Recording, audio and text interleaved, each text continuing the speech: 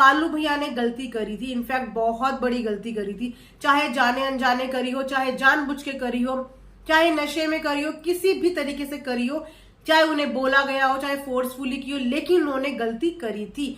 तो उनकी गलती पे पर्दा नहीं डाला जा सकता। Hello friends, welcome back to another reaction video और मैं हूं ज्योति। वेलकम करती हूं आप सभी का अपने चैनल में। कल सरोज भाभी का एक वीडियो आया जिसमें सरोज भाभी बहुत ही ज्यादा हाइपर नजर आई और ऐसा लग रहा था जैसे इतने दिनों का भरा हुआ गुस्सा, वो चाहकर तो बहुत कुछ बोल सकती थी लेकिन फिर भी अपने शब्दों पे कंट्रोल करते हुए सरोज भाभी ने जो एक बात बोली वो कहीं ना कहीं ऑडियंस के माइंड में जाके इस तरीके से लगी है कि बंदे सोचने को मजबूर हो गए। अगर आपने उनकी वीडियो देखी होगी तो उन्होंने एक बात बोली कि अगर इतने इज्जतदार घर की हैं तो जाके पता करो, पूछो लोगों से, पता चल जाएगा कि किसकी कितनी इज्जत है, कितनी इज्जत नहीं है। That too on the social platform. अगर कोई बंदा इतने आक्रोश में और इतने कॉन्फिडेंस के साथ इस चीज के लिए बोल रहा है तो बात में कहीं तो बात होगी। ये एक अलग बात है कि ठीक है, सामने वाला इंसान किसी भी कैरेक्टर का है या उसका कोई भी बैकग्राउंड है, कोई भी पास्ट हिस्ट्री है, लेकिन मैं फिर वही कहूंगी कि कोई भी पर्सनल मुद्दे वाईटी पे लाने की जरूरत नहीं होती। लेकिन जो सरोज भाभी के इमोशंस कल बाहर आए उसमें मैं कंप्लीटली गलती सरोज भाभी की भी नहीं बताऊंगी, क्योंकि चाहे पति कितना भी बुरा हो, चाहे कैसा भी हो, लेकिन पत्नी अपने पति से नफरत नहीं कर पाती। बहुत बर्दाश्त करने की हिम्मत होती है एक औरत के अंदर। ये तो हम बात कर रहे हैं गांव देहात के लोगों की, जो ज्यादा पढ़े लिखे भी नहीं है, अपने पैरों पे खड़े भी नहीं है।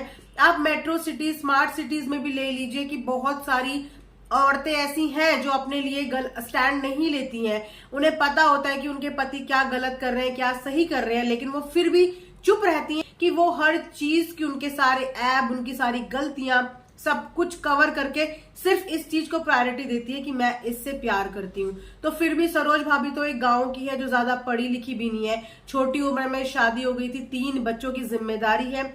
इस उम्र में और इस स्टेज पे और सिचुएशन में रह के कोई भी औरत अपने पति के खिलाफ नहीं जाएगी। कालू भैया ने ये सब कुछ किया था और उसके बाद वीडियो डिलीट करी थी और उसके बाद सपना दीदी के रिएक्शन में बहुत सारे लोगों ने वीडियोस बनाई। सपना दीदी ने भी काफी दिन तक इस बात पे रिएक्शन दिया, लेकिन उस पूरे टाइम पे सरोज भाभी ने एक शब्द भी आके नहीं बोला कि मेरे पति से गलती हो गई या हमसे गलती हो गई या गुस्सा था या नाराजगी थी या गिल्ट था।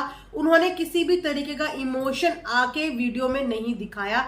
लेकिन अब जब सब कुछ मैटर दब गया है, सारा मैटर ठंडा हो गया है, अचानक से कल सरोज भाभी ब्लास्ट होती हैं, क्योंकि अपने हस्बैंड को सामने देख के उनके अंदर भी वो कॉन्फिडेंस डेवलप हो गया और जो उनके अंदर बहुत सारी चीजें थी वो उन्होंने आके बोल दी। लेकिन वो इतनी गहराई से शायद ये बात नहीं समझ पा रही हैं कि बोलना किसी को गलत नहीं होता, लेकिन किस जगह पे बोलना है ये सोच के बोला जाता है। लेकिन फिर भी चाहे गुस्सा कितना भी हो, अभी भी मैं यही बोलूंगी कि अपने लफ्जों पे थोड़ा सा ध्यान देने की जरूरत है। आप ही के घर की बहुएं हैं और आप ही के घर की बेटियां हैं। अगर इनकी बदनामी होगी तो ये आप ही के परिवार की बदनामी है। यहाँ से आपने एक छोटी सी चिंगारी फेंकी और वहां पे सपना दीदी का भी रिएक्शन आ गया। ऐसी बात है कि सपना दीदी तो बोलेंगी ही, आप लोगों ने उन्हें फिर से मौका दिया है। अब जब मौका दिया है तो वो उस पर चुप कैसे रहेंगी? चुप रहने का मतलब होता है कि अपनी गलती एडमिट कर लेना।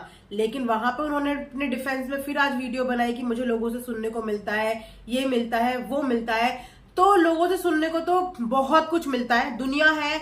आप सोशल प्लेटफॉर्म पे कुछ दिखाओगे तो आपको बहुत कुछ सुनने को मिलेगा।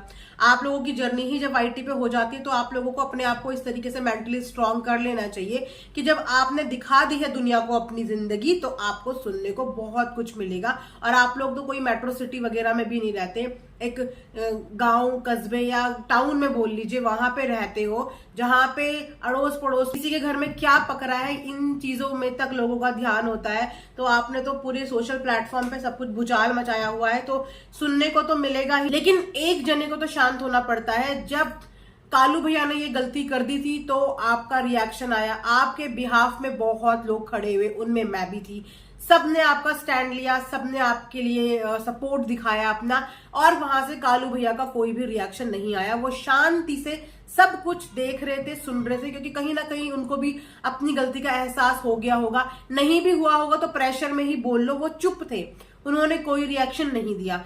इतने टाइम का गैप दिया आपको रिकवर होने के लिए कि आप इस चीज से रिकवर हो जाओ, जो चीज हुई उससे आगे बढ़ जाओ, उनको भूल जाओ। अब काफी टाइम हो चुका है। लेकिन अब कल कालू भैया का रिएक्शन नहीं निकला, उनकी बीवी का रिएक्शन निकला। जैसे कि मैंने बताया कि बीवी इमोशनली कनेक्टेड है अपने पति से, तो उनकी बीवी का रिएक्शन निकला। तो समझदारी यही होती कि अब अगर उनकी बीवी ने अपना गुस्सा दिखाया तो वहां पे सपना दीदी शांत बैठ जाती। लेकिन यहाँ पे तो कंपटीशन ही कंपटीशन है, एक उछलता है तो दूसरा उससे डबल उछलता है, अब फिर डबल उछलता है तो तीसरा उससे और तिगुना ज्यादा उछलता है। तो इस तरीके से तो आप कुछ नहीं कर रहे हो, आप सिर्फ अपने घर की बेइज्जती करवा रहे हो, अपना तमाशा बनवा रहे हो। उसके बाद आप लोग ये भी नहीं सोचते कि आप लोगों के घर में बेटियां हैं, बच्चे हैं, स्कूल जाते हैं, लोगों से मिलते हैं जुलते हैं, उन लोगों को दुनिया का सामना करना पड़ता है।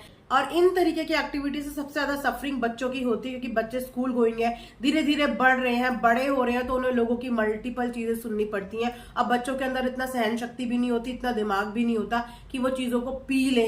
वो हमेशा चीजों को अपने दिल में और दिमाग में बिठा लेते हैं। तो इस तरीके की चीजें ना की जाए जिससे आपके आने वाले बच्चों पे इन चीज का असर पड़े। अपने घर के मुद्दे घर में बैठ के सॉल्व करो, बार बार किसी को पिन मत चुबाओ। जब आप लोग वीडियो में ताने वाने देके बात कर सकते हो, तो भैया सामने फोन पे बात करके एक दूसरे को एक बारी में जितना सुनाना है सुना लो, जितना कोसना है कोस लो, एक दूसरे को कॉल करो और गालियां दो, भर भर के कोसो, सब कुछ करो। लेकिन वाईटी में आके इस तरीके से तमाशा मत बनाओ। ये तो बच्चों का ख्याल करके माँ बाप आप लोग चुप हो जाओ।